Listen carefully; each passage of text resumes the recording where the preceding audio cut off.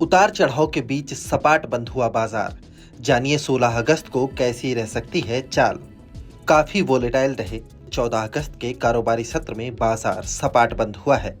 कारोबार के अंत में सेंसेक्स 79.27 अंक या 0.12% बढ़कर 65,401.92 पर और निफ्टी 6.20 अंक या 0.03% की तेजी लेकर 19,434.50 पर बंद हुआ।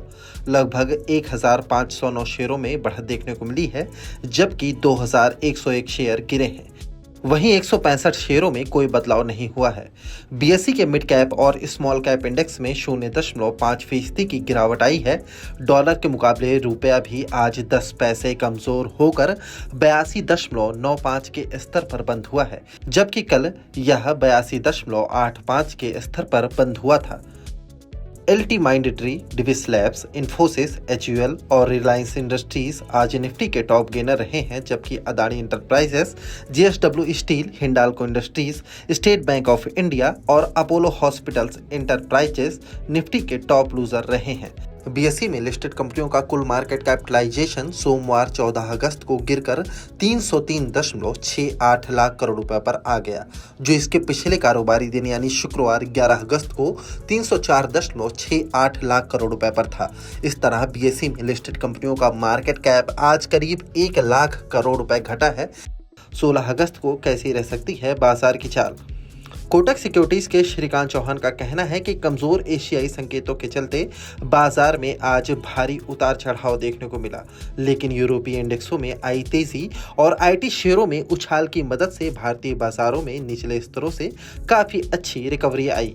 हालांकि चीन में अपस्फीति और मांग में मंदी के साथ साथ विकसित अर्थव्यवस्थाओं में आगे दरों में और बढ़ोतरी की चिंताएं भारतीय इक्विटी की बाजार की चमक को कम कर रही है। इसके अलावा निवेश इस महीने घरेलू बाजारों में विदेशी निवेशकों की लगातार बिकवाली से भी सतर्क हो गए हैं। ट्रेडर्स बहुत ज्यादा जोखिम लेने से बच रहे हैं।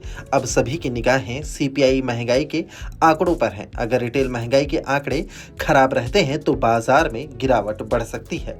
टेक्निकल नजरिए से देखें तो सुबह की बिकवाली के बाद निफ्टी ने 50 डे एसएमए यानी सिंपल मूविंग एवरेज के पास सपोर्ट लिया और अंत में तेजी से उछाल आया। अब इंट्राडे ट्रेडर्स के लिए 19,350 का स्तर ट्रेंड डिसाइडर लेवल के रूप में कार्य करेगा। इसके ऊपर बने रहने पर निफ्टी में एक पुल बैक रैली देखने को मिल सकती है, जो बाजार को 19,500 से 19,560 के तरफ ले जा सकती है। दूसरी ओर नीचे की तरफ 19,350 का सपोर्ट टूटने के बाद निफ्टी में नई बिकवाली देखी जा सकती है। इसके नीचे निफ्टी 19,300 से 19,250 या 50 डे एसएमए के स्तर को फिर से छू सकता है।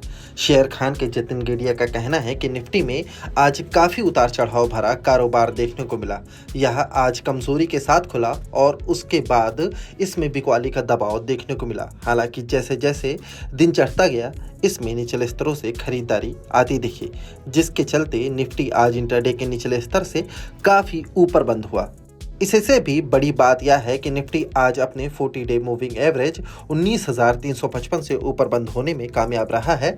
ये इस बात का संकेत है कि निकट की अवधि में ये लेवल निफ्टी के लिए बड़े सपोर्ट का काम करेगा। अगर निफ्टी क्लोजिंग बेसिस पर इससे नीचे जाता है तो फिर और गिरावट आएगी।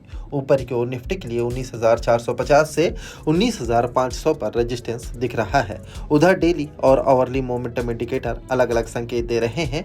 ऐसी स्थिति में बाजार में कंसोलिडेशन की सबसे ज्यादा संभावना रहती है। कुल मिलाकर बाजार के ट्रेंड में बदलाव के कोई संकेत नहीं है। बाजार का शॉर्ट टर्म ट्रेड कमजोरी का ही है। नीचे की तरफ निफ्टी हमें 19,100 के स्तर की तरफ ज्यादा दिख सकता है।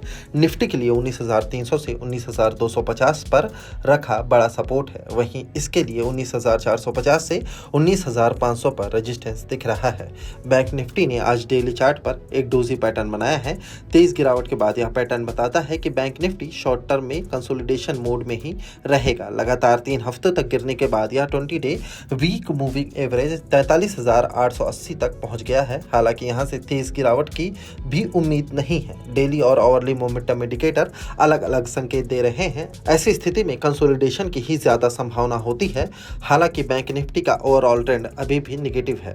शॉर्ट टर्म में निफ्टी हमें 43,500 की तरफ फिसलता दिख सकता है। moneycontrol.com पर दिए गए विचार एक्सपर्ट्स के अपने निजी विचार होते हैं। वेबसाइट या मैनेजमेंट इसके लिए उत्तरदायी नहीं है। यूजर्स को मनी कंट्रोल की सलाह है कि कोई भी निवेश निर्णय लेने से पहले सर्टिफाइड एक्सपर्ट्स की सलाह लें।